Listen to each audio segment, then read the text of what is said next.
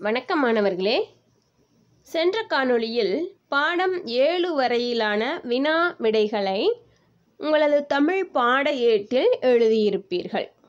இப்பொழுது பாடம் 8 நூலகம் என்னும் தலைப்பில் இந்த நூலகம் என்னும் பாடத்திற்கான வினா விடைகளை நாம் இப்பொழுது பார்க்க உள்ளோம்.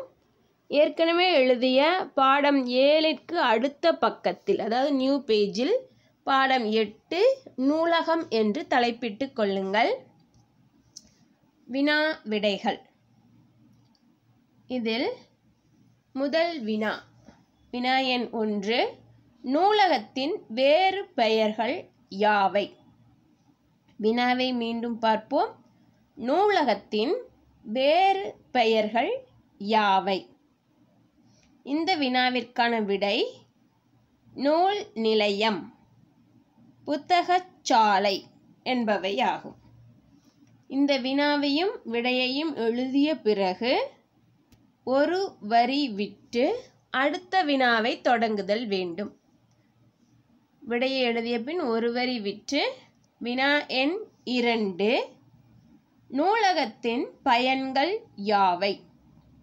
வினாவை மீண்டும் பார்ப்போம். நூலகத்தின் பயன்கள் யாவை?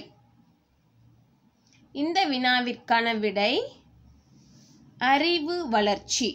இந்த நூலகத்தினுடைய பயன்களில் முக்கியமான ஒன்று அறிவு வளர்ச்சி. ஏன்னா நூல்களை நம்ம படிக்கும் பொழுது நமக்கு அறிவு வளர்கிறது.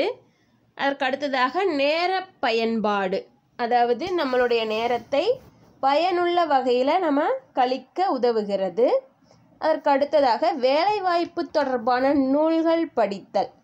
நம்ம படித்து பெரிய வேலைக்கு செல்ல வேண்டும் என்று நினைப்பவர்கள் வேலைவாய்ப்புக்கு தேவையான நூல்களை, வேலைவாய்ப்புக்கு தேவையான தகவல்களை இந்த நூலகங்களில் உள்ள நூல்களை படிப்பதன் மூலம் தெரிந்து கொள்ளலாம். அதற்கு அடுத்ததாக மூளை புத்துணர்ச்சி. நம்மளுடைய மூளை, மைண்ட் அப்படின்னு சொல்கிறீங்க இல்லைங்களா, அந்த மூளையை புத்துணர்ச்சியோடு வைத்திருப்பதற்கு இந்த நூல் வாசித்தல் பயன்படுகிறது, நூலகம் பயன்படுகிறது. அதற்கு அடுத்ததாக தன்னம்பிக்கை ஏற்படுகிறது. நூல்களை வாசிப்பதன் மூலம் நம்மீது நமக்கே நம்பிக்கை ஏற்படுகிறது, அதுதான் தன்னம்பிக்கை. இவை அனைத்தும் நூலகத்தின் பயன்களாகும். விடையை மீண்டும் பார்ப்போம். அறிவு வளர்ச்சி, அதாவது நூலகத்தின் பயன்கள். அதனுடைய விடை அறிவு வளர்ச்சி, நேர பயன்பாடு, வேலைவாய்ப்பு தொடர்பான நூல்கள் படித்தல், மூளை புத்துணர்ச்சி, தன்னம்பிக்கை.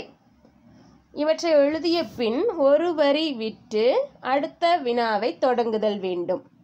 வினா எண் 3, நூலகத்தில் குழந்தைகளுக்கான சிறப்பம்சங்கள் என்னென்ன உள்ளன? அதாவது ஒரு நூலகம் அப்படிங்கும் பொழுது அங்கே குழந்தைகளுக்கு அப்படின்னு தனியாக என்னென்ன இருக்குது, சிறப்பான அம்சங்கள் என்னென்ன இருக்குது அப்படிங்கிறது தான் இந்த வினா.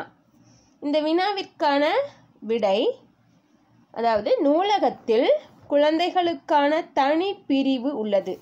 ஒவ்வொரு நூலகத்திலையும் குழந்தைகளுக்கு என்று தனியான பிரிவு அப்படின்னு ஒன்று இருக்குது.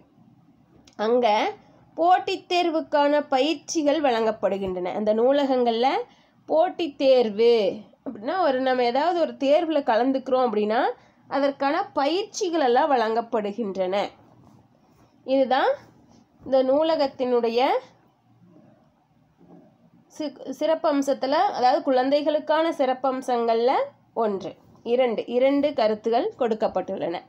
இவை இரண்டும் குழந்தைகளுக்கான சிறப்பம்சங்கள் என்னென்ன இருக்குது அப்படிங்கிறது தான். இதை நம்ம அழகாகவும் தெளிவாகவும் பிழை இல்லாமலும் எழுதிவிடுங்கள் மாணவர்களே. மீண்டும் அடுத்த காணொளியில் சந்திப்போம். நன்றி.